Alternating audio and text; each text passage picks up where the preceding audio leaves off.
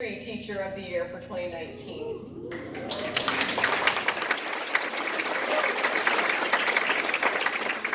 And the 2019 NCTE Middle Level English Language Arts Teacher of the Year.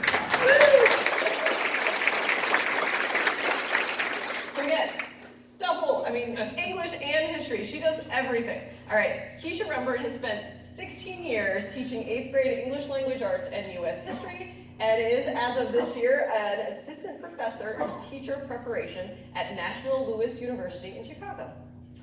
So, Keisha credits her love of words and literature to her mother, who put books in her hands early and encouraged her to write and read often. She is a fierce advocate for equity and has published works on diversity and inclusion, speaks nationally on this topic, and her passion for equity, social justice, and youth literature coalesced into her membership on the NCTE's Committee Against Racism and Bias.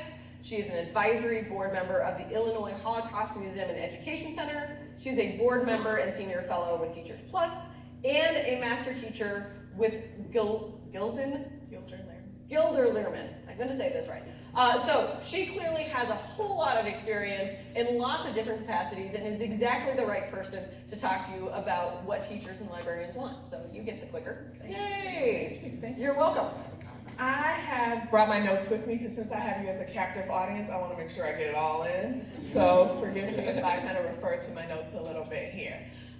So as a middle school teacher for 16 plus years, my job really was to listen to students. And what I heard students tell me often is that they wanted books that reflected themselves, that reflected who they are currently and really who they hoped and aspired to be.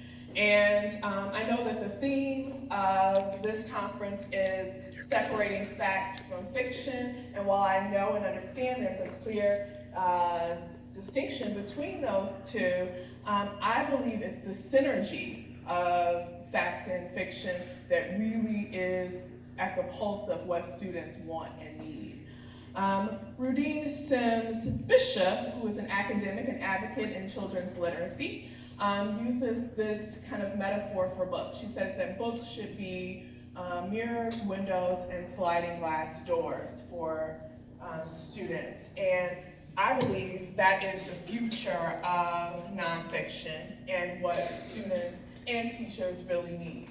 So as mirrors, books reflect students, reflect who they are, and students are able to see themselves within a text, and in some ways that they don't clearly recognize until they see it before them in words. I saw that this year when my students read I'll Always Write Back, which was a book written by an American named Caitlin and her pen pal Martin, and it was the story of them writing back and forth and learning about each other.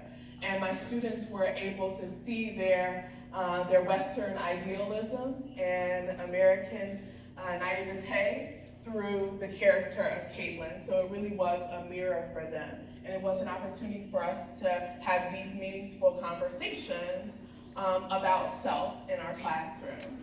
And then windows really allow students to see outside of themselves and get a sense of others' experience. And that was most prominent in my classroom as they read The 57th Bus, which was a book that flew off of my shelves. It was something really, it was like wildfire. One kid read it and then they would pass it off to another kid. And it wasn't something that was familiar to my students, but their fascination, and it really, the story enthralled them, that narrative nonfiction that Deborah alluded to, enthralled them, that it held their gaze.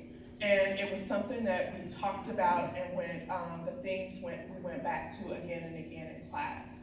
And with those two texts in particular, I started to think, why were those two texts so pivotal for students? And in talking and in listening to them, because it's really my job to just listen to students, what I found is that they were craving stories that were in their own voice, stories that echoed the place that they were.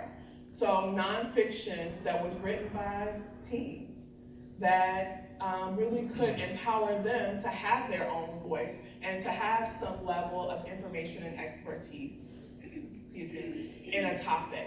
And that made them feel that their voice was worthy and validated.